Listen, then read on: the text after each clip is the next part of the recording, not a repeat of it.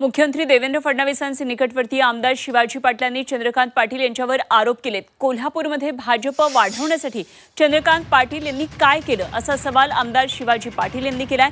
तर चंद्रकांत दादा मुश्रीफांना पुढे घेऊन चाललेत, पद मिळवून चंदगडसाठी काहीच केलं नाही असा टोलाही त्यांनी लगावलाय।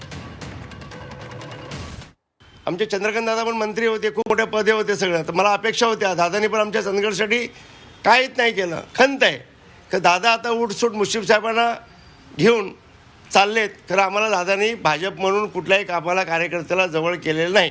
ही पहिल्यांदा मी एवढ्या मोठ्या नेत्यांवरती मी आरोप करत नाही, कारण आम्हाला भावना आहेत की दादांचा एकही फोन आम्हाला एकदा बैठक बसली आपण बसून करूया म्हटले, खरं आम्हाला कुठेही धरत नाहीत।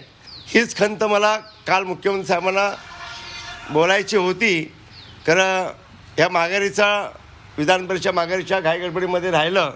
मी साहेबांना सांगत होतो, साहेब आपण किती दिवस सहन करायचं, भारतीय जनता पक्ष भाजप संपवायला निघालेत आणि जर आपला तर आपण कोणीतरी हा आवाज उठवला पाहिजे।